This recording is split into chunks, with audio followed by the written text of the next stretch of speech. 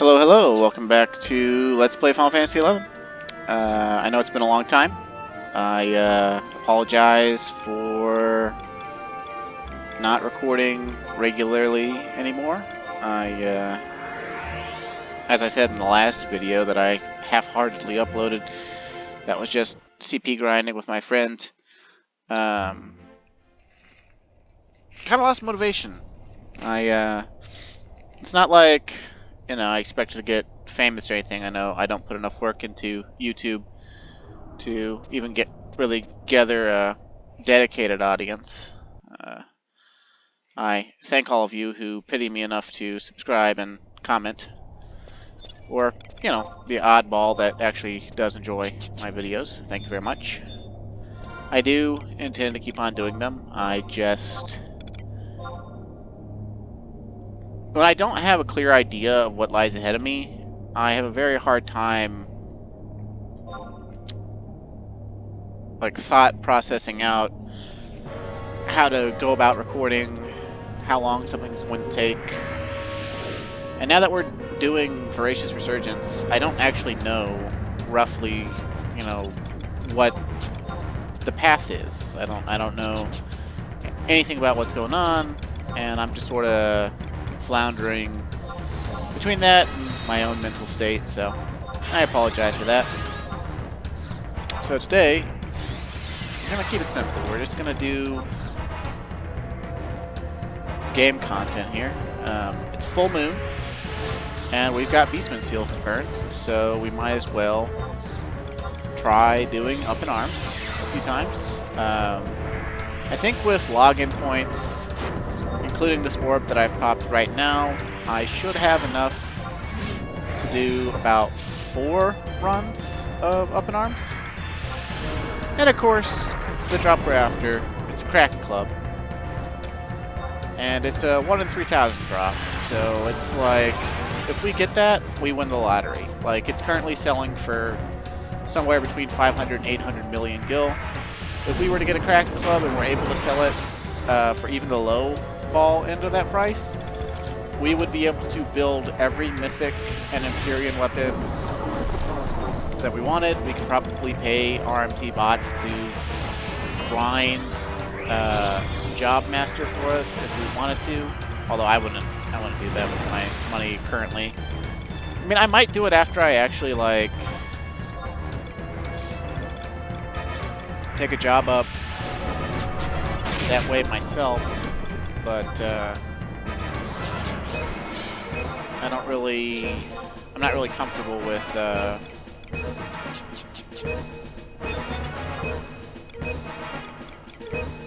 doing that as I haven't even ever actually mastered a job on my own yet, so I wouldn't want to pay someone else to do it, because I wouldn't feel like I'd earned it, I wouldn't feel like I'd done the grind.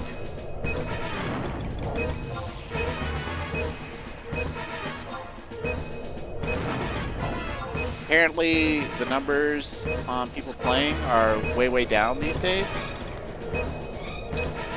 Ever since they announced the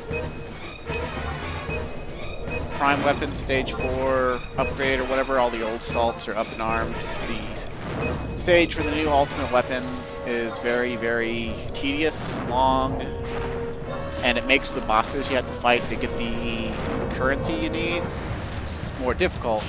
Although I heard they're updating that in the next monthly update. I haven't really paid attention because, it's kind of outside of my wheelhouse.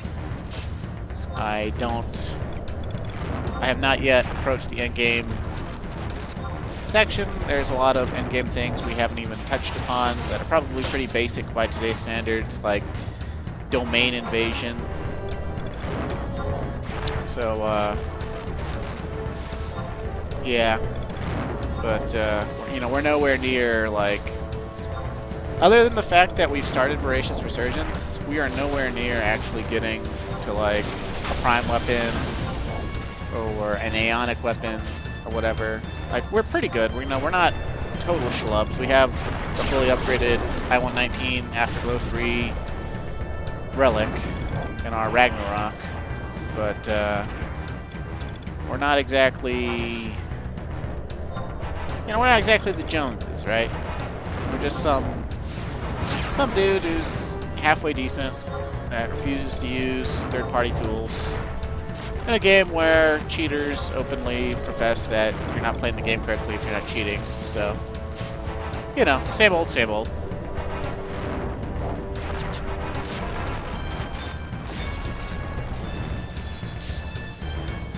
It's funny, I commented several times throughout the Let's Play up to this point that every time I record, I either get sneezy or have the sniffles. And without fail, I started recording. I started my test recording, and instantly my right nostril filled up. And I was like, oh, that's how I know that recording is the way to go tonight.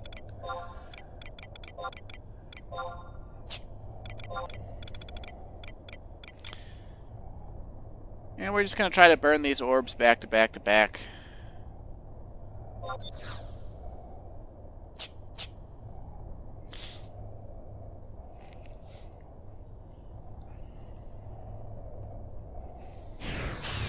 You know, we saw the Valkyrie mask or whatever in the drop pool.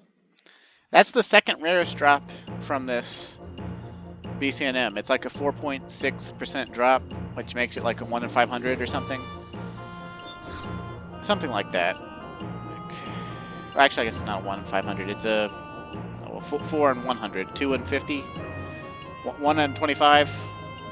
It's pretty rare, but not nearly as rare as the Kraken Club. Also, let's go through the Mog House. We gotta grab login point Beastman seals to have enough to do 4 runs. After we do the 4 runs of Up in Arms, I'm not exactly sure what we'll do. It's probably not going to be any Voracious Resurgence missions, so if you're just here for the storyline, you'll probably skip this video too.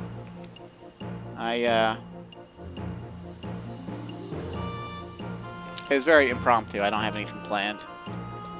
I figured, you know what? If I can't come up with a plan, just fucking go. Just fucking do it.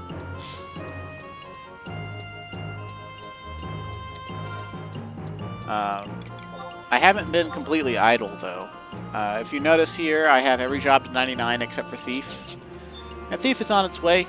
Thief would already be 99 if I were willing to just level it. But, you know, I have that Mandao that I made at 75 cap. And, I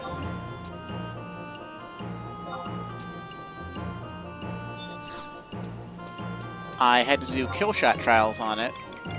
And, obviously at 75, there's one kill shot trial. That's 300 kill shots with the relic weapon skill, which for Mandao is the Mercy Stroke. And the last level 75 trial is 300 kill shots on birds, which I did in Tabnasian, Tabnasia and Lufay's Meadows on the Abraxas, the lesser rocks or whatever, or greater rocks, up in the northeast near Blue Blade Fell. And once that was done, which it was actually over halfway done already, so once that was done, I was over level 80 by quite a ways. And the level 80 kill shot trial, the final kill shot trial for Mandao, is 400 kill shots with Mercy Stroke against dragons. And my first thought was to do Pooks in Wadjom Woodlands, because there's a pretty good spot for that, where you just hop on your mount, or run between the Pook spawns, and you can kill about, I want to say about 16 or 17 Pooks. And by the time you kill the 17th one, all the first ones will respawn, and then it becomes a matter of, oh hey, you're actually running or mounting up slower than you are killing them. Like the travel time between monsters takes longer than killing the monsters and getting the kill shots. So I said to myself, you know what? Our Thief is like level 89 or 88 or whatever. Yeah, 88 at the time, I think. I did about 120 dragon kills on those Pooks. I was like, there's gotta be a better spot somewhere else. And then I remembered that the BG Wiki, in its infinite wisdom, it always suggests the fastest route to completion of stuff. And for pretty much every relic and mythic killshot trial, because I think the mythic weapons have them too. I know the Empyrean weapons don't, and I don't think the Aeonic weapons. I think that when you get an Aeonic weapon, it's basically already in game level. It's already Afterglow Relic 3 tier, because you already had to do something extraordinarily difficult to get it. But oh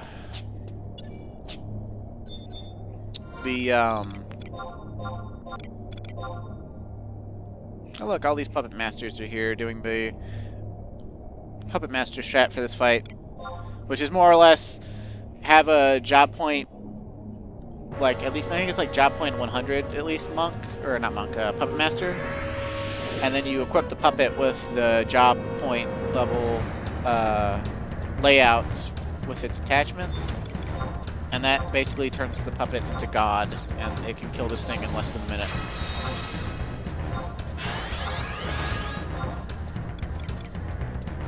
But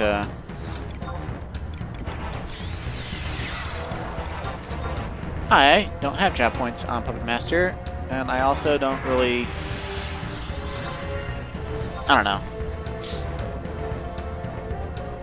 I'm weird with this fight. I like to do it in a way that makes it seem like a real fight. Because it is a real fight. Like,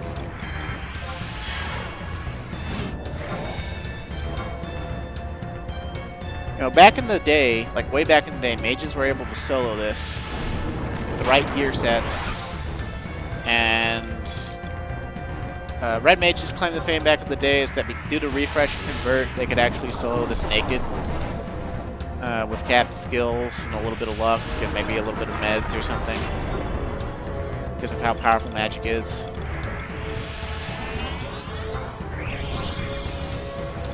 But you know, it was always a struggle, right? Like, it wasn't like, oh yeah, you just walk in and you win. Like, just walk in, it's like, oh, kite it for basically the entire fight time limit.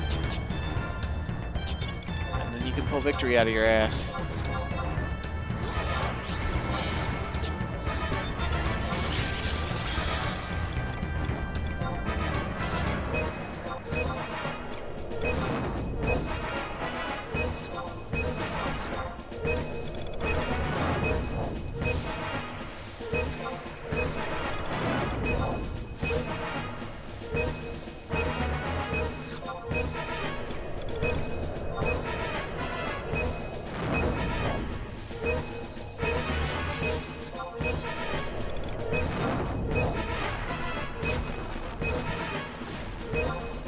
Damn right, Homeland's too far away.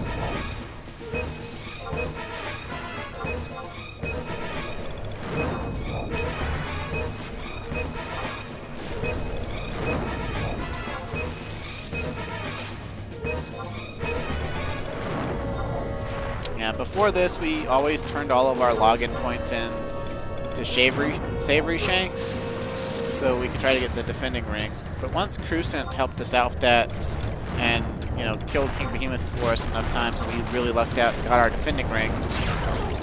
Like, I'm definitely way more on board with trying to make money, trying to win the lottery. Like, choosing this BCNM over every other thing you could do with your login points or your seals, at the very least, it's like getting paid to play the lottery rather than paying for a ticket.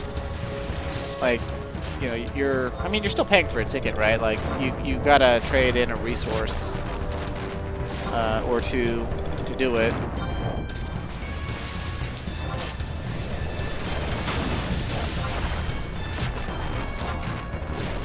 Probably just kill it by standing still at this point. Of course, it's gonna knock us back because all of his tentacles are broken.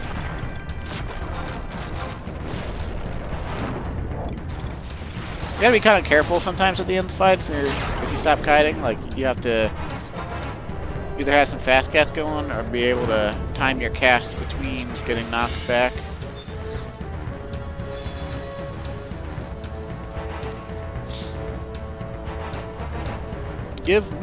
Show me the money. No. I'm pretty sure if the Kraken Club drops, like I've seen screenshots of logs. I think it's the first item that appears underneath the last Oxblood if you actually get it. Of course, I don't know if that was a real log or not. This is one of those fights where like the drop is so rare that sometimes people will Photoshop logs. They'll go find a screenshot of someone who actually got it, and they'll Photoshop that log over their log and be like, look, I got a Kraken Club, 1 of 1, hee hee. And depending on how good their Photoshop job is, sometimes it really comes across as, you know, the real deal, the real McCoy. You know what? I think Majig is on still. While we're waiting on that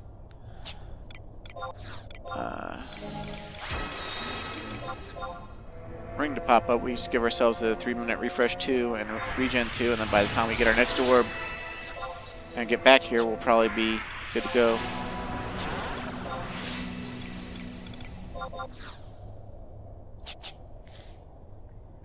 Yeah, before I decided to do this recording, I was working on the Dynamis Bucidine stage of upgrading from level 85 Mandao to level 90 Mandao. And I'd gotten 2 Cubitil kills done, so 2 out of 5. But at that point, my fiance wanted to go to bed, so I tucked her in. And that involves me taking her home and setting up her soothing routine, because she's one of those people that has severe difficulty going to sleep at night. Because she's also one of those people that loves naps. And so, like, she will habitually nap all day long. I mean, not every day, obviously. Not every day. Like, she does have legitimate sleeping issues. But there are some days where it's self-inflicted, where she just literally napped all day. I didn't really do anything today. I just sort of like sat on the couch and fell asleep in and out while watching, you know, a TV show. And it's like, okay, well, you're not going to be tired when it's bedtime. So, I mean,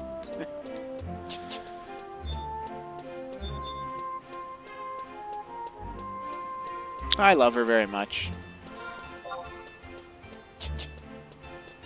But yeah, she really does sleep like shit, though. It's unfortunate.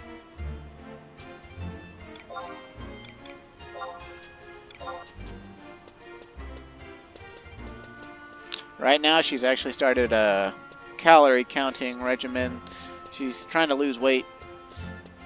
She's not, like, fat. She's not even really chubby or anything. But the way we're both going, like, she loves desserts and carbs and food, like sweets. Like, before she started this calorie counting thing, she was totally willing to sit there and eat like 3 slices of cheesecake back to back.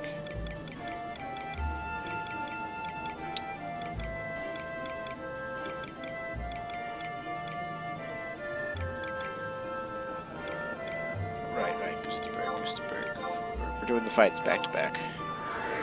Think, Comwin, think!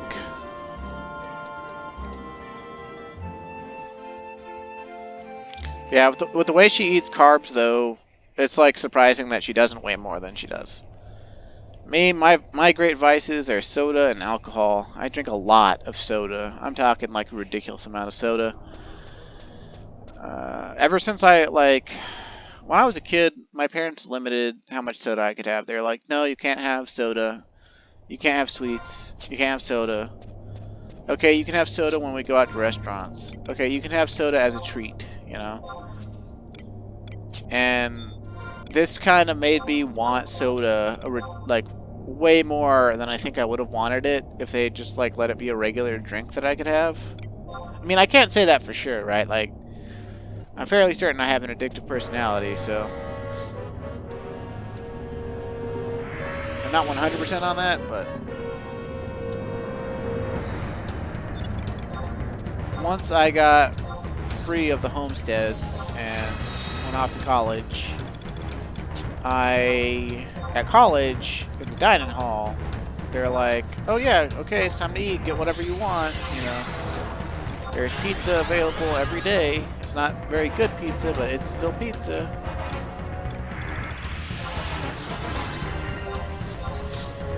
Oh, hey, look, there's fountain drink soda. Have as much as you want. The flavors are actually all good.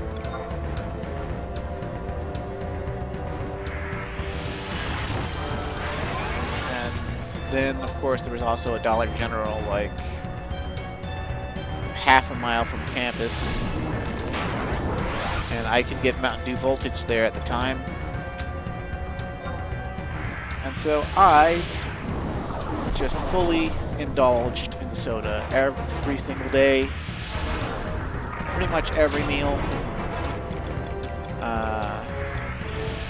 I literally only drank water when my palate couldn't take soda anymore, which was like only if I was going to eat a dessert. So like if I wasn't drinking soda, then I meant I was eating something sweet.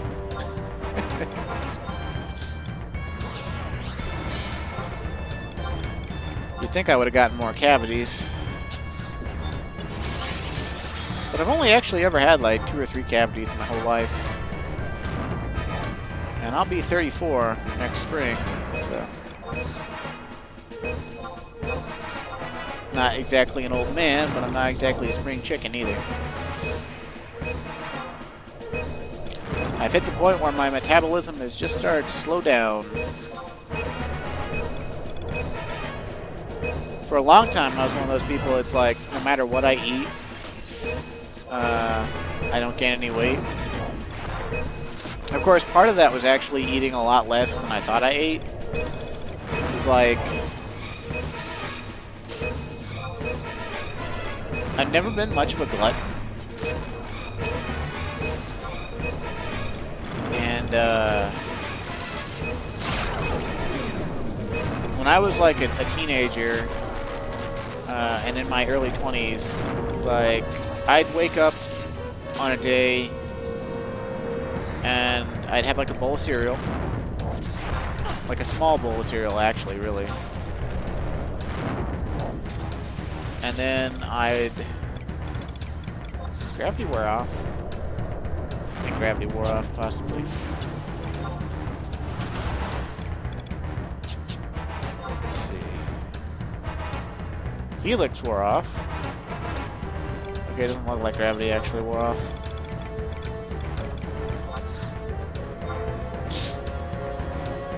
Holy moly, we might have to convert.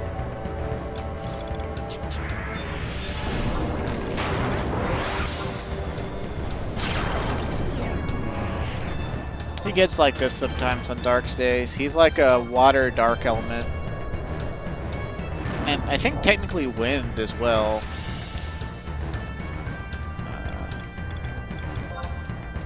He's pretty resilient to all those elements.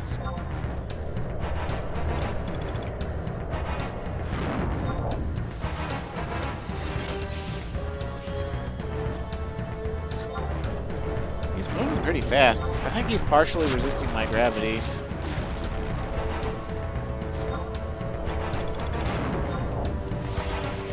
It's okay though, we'll get him.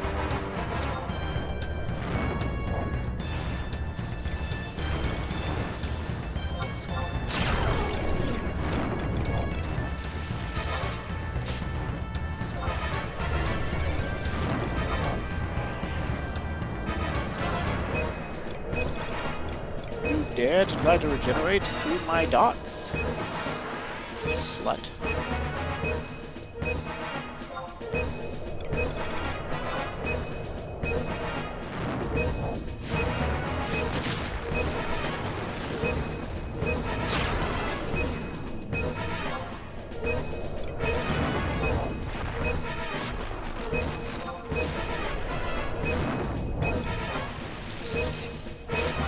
My man, could you die already?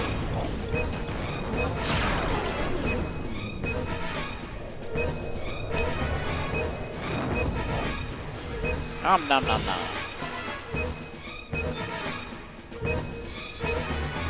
Now give me the Kraken Club, damn it.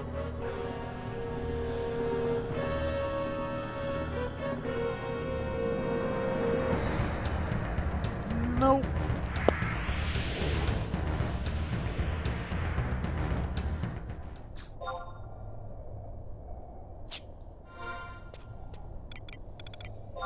shame. Oh ho! There's a full minute left on our ring. Well, in that case, we'll just have to use our mods cap.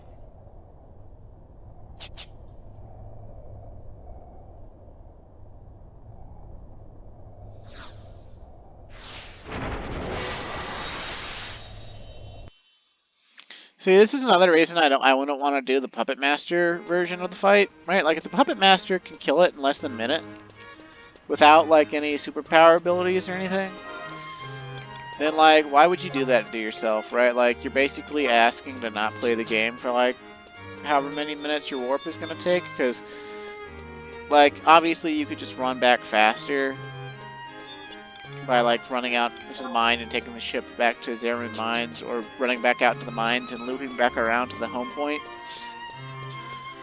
But no one wants to do that, so what people do is they go in, they kill it in less than a minute on pup, and then they AFK for 5 minutes, do something, you know, whack off for a minute or something.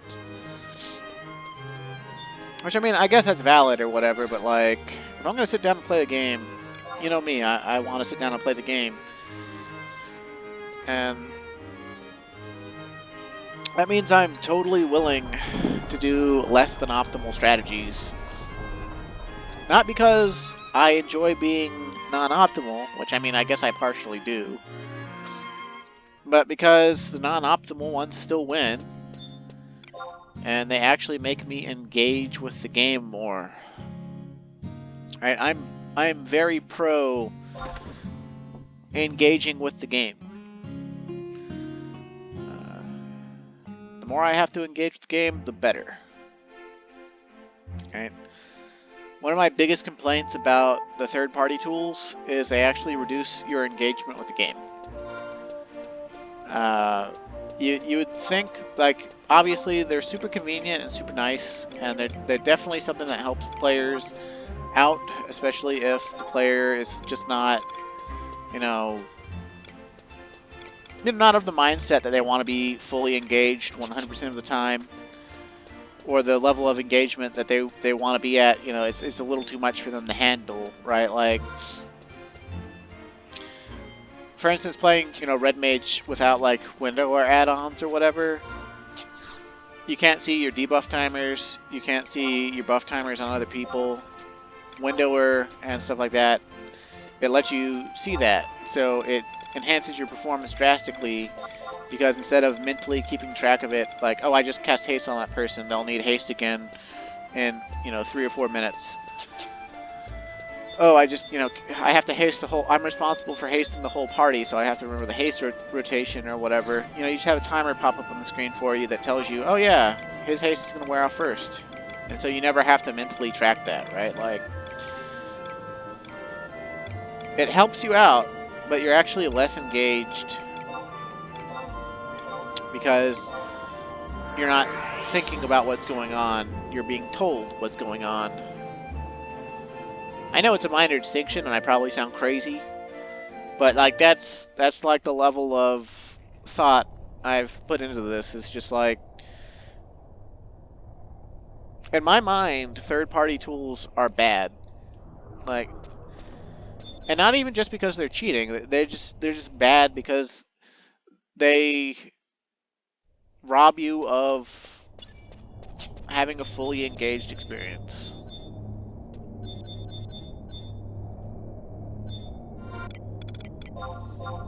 And eventually, and like that's just not like the only bad thing about it. Eventually, they rob other people of a fully engaged experience as well, because they give a lot of the third-party tools, especially nowadays, they give such a wide advantage, and I'm talking generally here at this point. It's not even just about Final Fantasy XI. This is like 14. This is World of Warcraft. This is every other MMO. Like, third-party tools become so prevalent and give such a big advantage that even just one person in the party having them, you know, obviously they want to get stuff done efficiently, optimally, and just like, you know, no holds barred. They want to be able to give out the information and win, you know. no matter what. And so, through them, with the group they're in, right, like, every advantage they're getting, they pass on to the group, right? Like, if they're parsing the damage or whatever, they tell people, oh, hey, your damage is low because you're forgetting to do this. Or, you know, they say, oh, hey, you know, everyone's damage low, everyone here sucks, I need a better group, you all suck, I'm gonna leave. Or, you know, they say, hey, you would be able better to play if you had the same tools I had. You'd be able to see everything I see. You should get them. You should get them. You should get them. And people are pretty easy to convince about that, right? Like, they're not crazy bastards like me. They don't want a hard time. They don't want to be inconvenienced. And more importantly, they don't want to feel like they're inconveniencing anyone else. And so what happens is, under the guise of, well, we need to be polite to one another, it's a social setting, and we need to not hold anyone back. We need to sacrifice our experience so that, you know, third-party tools McChucklefuck can have the experience he wants to have, you know, at everyone else's expense, right? Like, and the worst thing about it is, obviously, you can't actually ever convince third-party tools McChucklefuck that what he's doing is wrong and bad, because there are tangible, good results, right? Like, well, we got done with that content faster, we beat that boss faster, or we beat that boss at all. It's a shit show. Right? But, like, think about it, right? Every advantage you get from third-party tools, it causes bosses that you might otherwise not beat, or that you might beat significantly more slowly, to be beaten quickly. And then what the developers see is either, oh, third-party tools were used, and so we should design our fights around the third-party tools, or they see that they are unable to see that third-party tools are being used, and they just think, oh, we under-tuned that encounter, we should make the next encounter more difficult. And you know what that leads to is this never-ending feedback loop of, well, it wasn't as hard as it was supposed to be, so we'll make the next one harder. Or it wasn't as hard as it was supposed to be, so we'll up the difficulty. And it just makes everything shitty for people who aren't willing to use the third-party tools. And then, you know, they feel more pressure to go and use the third-party tools, thus confirming, you know, third-party tools with Chucklefuck's idea that third-party tools are required, wink, wink, nudge, nudge, and everyone should be using them, and he was right all along. You know. It's really, I don't know. I guess I'm butthurt about it. That's all I'm trying to say.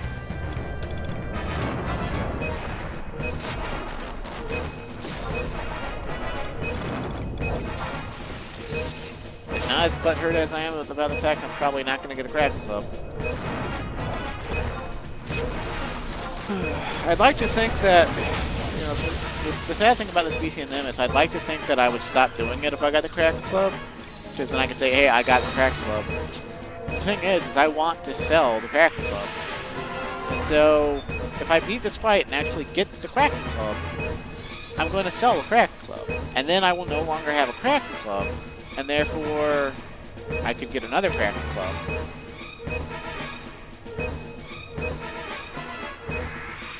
Aww. We got a mahogany log. That's kind of like a club. Womp womp. Okay, these rings are pretty much worthless, so we can throw one away to catch those pearls and stuff.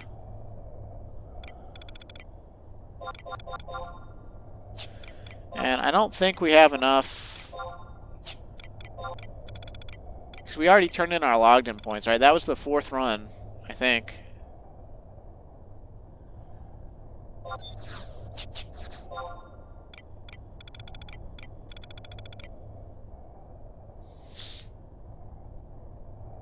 see.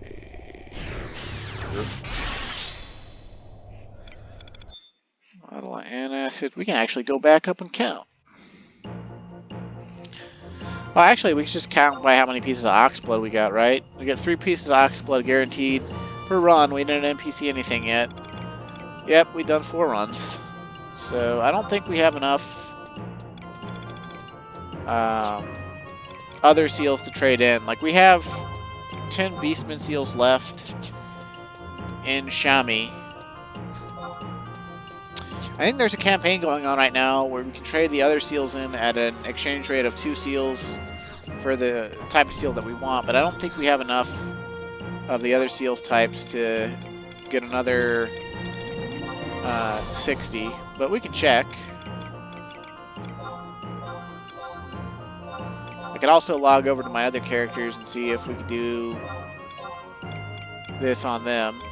It's not the most riveting content, but you know, if I'm going to try for the Kraken Club, I might as well buy as many tickets to the lottery as possible. That's how you win, right? I've actually never bought a lottery ticket in real life. My parents used to, I think they used to buy tickets specifically for the Mega Millions. And I think they won some of the minor, like, several $100 prizes, and you know, therefore justified, you know, paying a few dollars for more lottery tickets for a few months or whatever.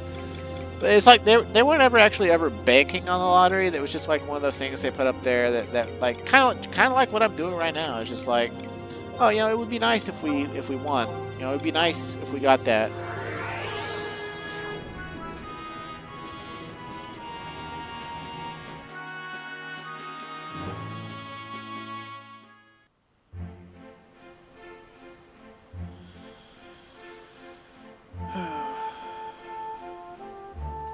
But you know, talking about the MMO communities and third-party tools, it's kind of funny, like, it's a similar mindset in some other games that people play that aren't even MMOs.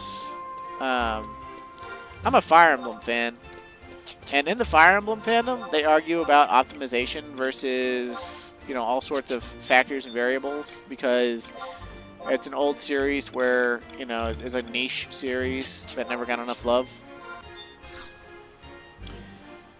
And there's like a gajillion characters, and like the actual optimizations that go on happen with very small numbers, and very like movement optimization is like very important. It's like that's like the biggest strategy in Fire Emblem is movement optimization. Yeah, we're not gonna have enough to do another run on Calm Wind. We'll go ahead and trade in all these other seals for it though, because that's what I always do. And basically, I don't actually believe in the full moon. Like, I don't think the full moon actually increases my drop rates at all. The only reason I go on the full moon is because... God damn it. I go on the full moon because enough time passes between full moons that you could usually build up enough to do several runs like this, and that's literally the only reason. A lot of people use the full moon because it supposedly increases the drop rate. I really don't think that it does. Because so many people go on the full moon, and yet, you know, you always see these same people. Always.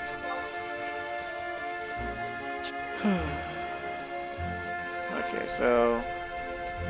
if only we could somehow suddenly get 20 Beastman seals. Let's Too bad. I don't think you can delivery box them. I don't think I can send them across characters. I totally would, though, because Calm Wind has the best red mage setup that I've got out of any of my characters for doing this. Of course, on the other characters, we might be able to do it on different jobs, at least on Vire. And I think we can log out without interrupting the recording, because the game doesn't actually close. We can go back out and play online.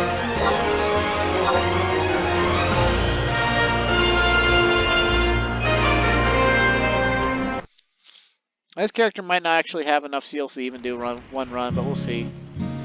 He's actually in gear that he did this on last time I logged into him. Well, last time I logged into him to actually do anything other than accrue login points. Okay, he's got Rap Pie, he's got Icarus Wing, he just needs Vile Elixir. And,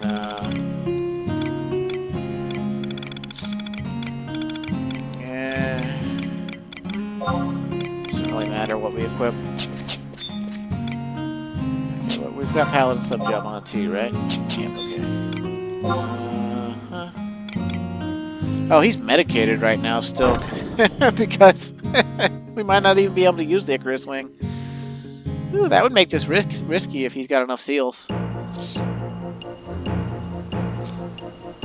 He's got enough login points to get 30 Beastman seals, so that's like half. So as long as he's got at least that many and Shammy.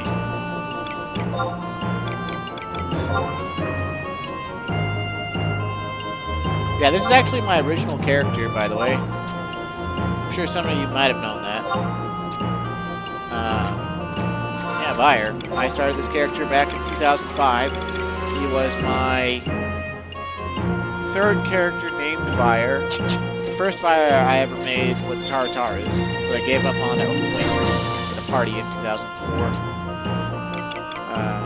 And then I made a Galka. I played a Galka for the rest of 2004. Then I eventually decided I didn't like Galkan animations. And so,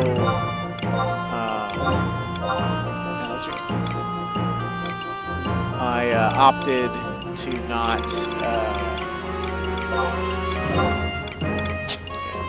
get another elixir.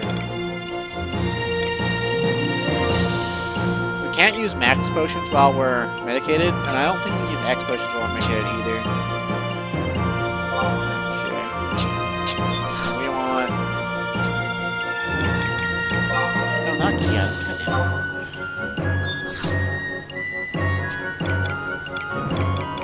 Scrolls.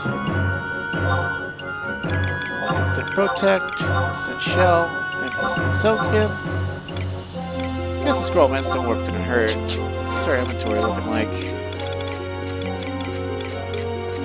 Not too shabby.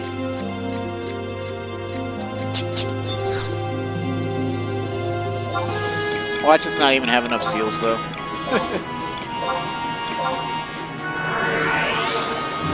Yeah, I played this character pretty religiously after 2005. He was the character I really, like, everything clicked for me. Like, I got back up to, like, the Galka Fire I had, he actually made it to level 34 Warrior, and then to level 34 Dark Knight before I quit and erased him. And the only reason I had to erase characters is because at the time, my oldest brother was the one paying for my Play Online account. And it was actually his first Play Online account that he gifted to me before he moved out. And like, hey, we'll be able to play games together and keep in touch. And we have. Alright, Shammy, lay it on me. How many of these do I got? Ooh, 73! We've got enough.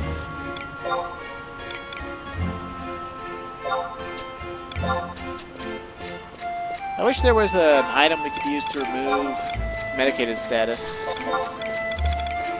Because I don't plan on switching jobs. And we can actually die doing it this way. I've died doing it this way a time or two. But it's more fun and faster than the mage way. It's not as fast as the puppet master way, mind you, but it'll get you there.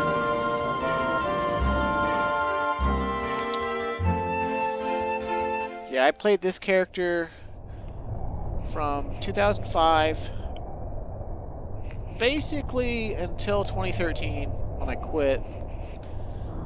And then he was a character whenever I came back to the game to do Rhapsodies of Anadil and Seekers of Adeline, who I came back on and did all of that stuff on my first time through. I did Rise of the Zillart, Chains of Promathia, Treasure of Adargon, and Wings of the Goddess on this character as they came out. Like this is the guy that's all my stories are from. Like, he is the big money, the big cheese, the real deal, the true hero. But somehow, like, obviously I couldn't use him for the Let's Play, and I didn't want to use his face again, because I actually don't like his hairstyle anymore. Like, as nostalgic as it is looking at him, I don't like his hairstyle anymore. He's also the smallest human frame, and I don't like that either. He's kind of like the first character I ever made that's kind of like me in the game. This is like, I was like 13 or 14 when I made him. Okay, I made him 2005, so I was 14 going on 15. And,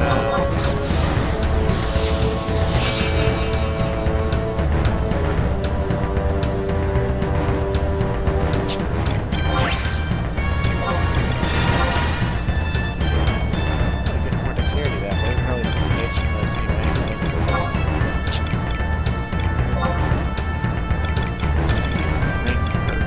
With stats, because I know we're not getting the double attack from Rule Earring. There's no way. Okay.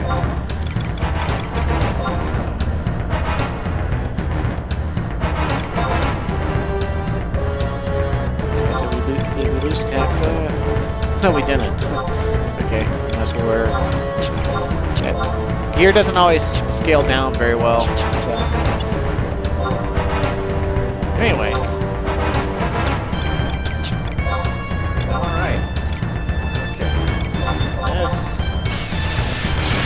Circle for no reason.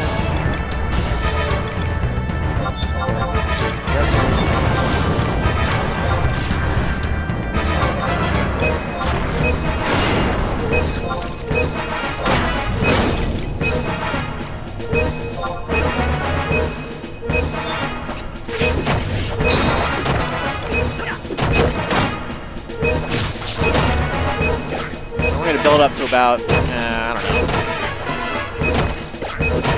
At least 150. 200.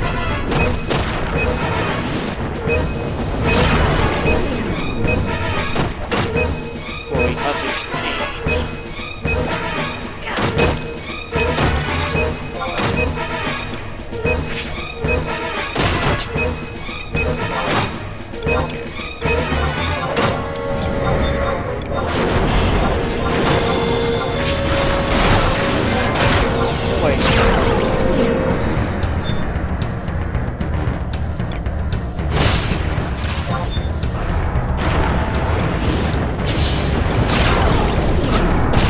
I'll see if we can Icarus Wing, even though we're medicated. Yeah, I don't think so.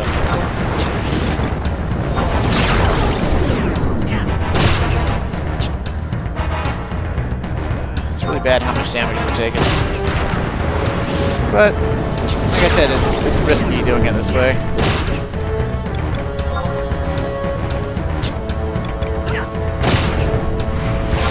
Oh boy, we could be dead. We're gonna die. Oh well, we lived a good life. That's what I get for being risky. Yeah. You really want to be able to use an Icarus Wing to do it that way. Like, you don't actually absolutely need the Icarus Wing. You just need to get a little bit lucky with your judgment damage. That's the second time I've lost that, though, from impatience. Yeah, you could also bring, how much did our first judgment do anyway? Okay, not quite as much as I'd have liked.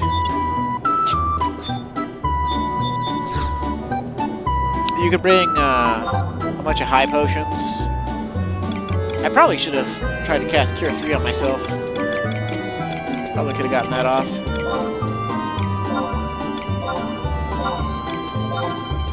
Oh well. You win some, you lose some. It's my own fault.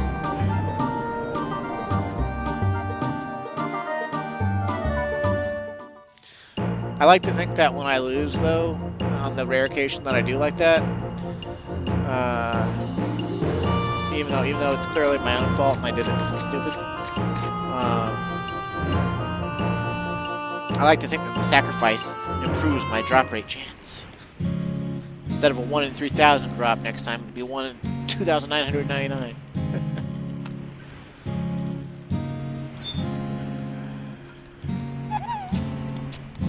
Well,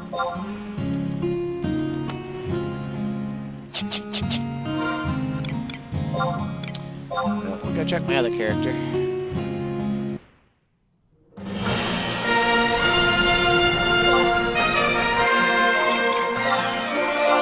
This character actually only does it on Red Mage because he doesn't have any jobs that I believe can actually beat it. His jobs are like Red Mage, Blue Mage, Ninja, and Samurai. And other than that, he has like nothing else at 99. He's an alt-I made when I was in the Navy. And it was the alt that I made that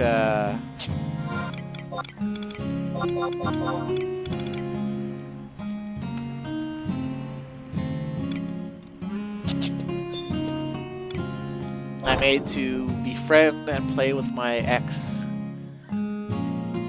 And I made him about a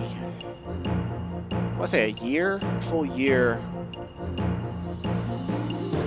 maybe even a year and a half before the game actually added in Dumakulam's ring.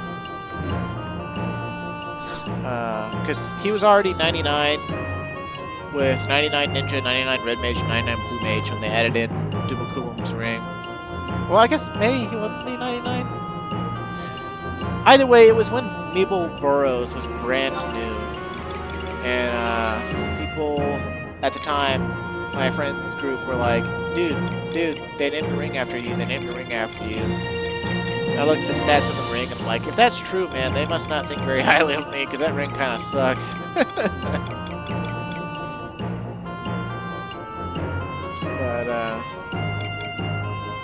that's something that's true. Oh, we're already here, right? So might as well trade our login points. I'm not thinking here. And at this rate, we're already like up an hour, so I don't know, I guess we're not really going to do anything else this recording.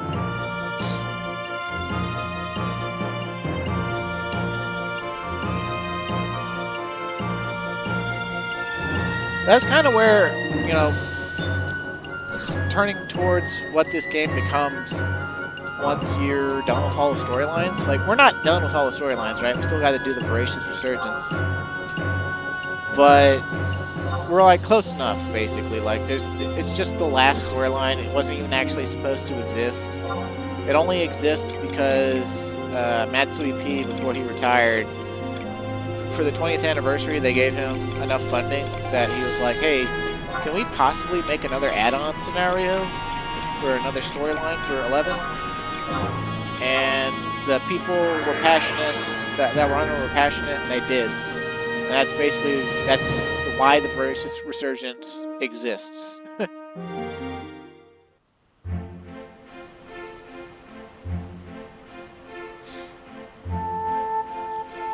Yeah, basically what you do in this game once you're done with storylines, and for a lot of people in lieu of storylines. In fact, a lot of people who play this game for like even back in the old days, they're more annoyed that there's cohesive storylines that have decent rewards locked behind them than they're not happy about it. They're just like, I want to play an MMO to do whatever I want to do. I don't want to play an MMO for story time. And that always baffled me. It still baffles me. Oh no, we've only got 48 beastman seals. Oh no! We won't be able to do it on him. No. Okay, well, go figure. Turns out if you don't do anything and you don't actually log in consistently, you don't have enough login points to do BCNMs on your alts. Yeah, I actually put a lot of work into this character back in the day when I made him. I actually made him shortly after they removed the level sync requirements for Chains of Promathia zones. And so I actually soloed Chains of Promathia while I leveled Red Mage on him. And I soloed all of Chains of Promathia up until the airship fight. So he soloed 6 chapters of Chains of Promathia. And that was pretty cool at the time.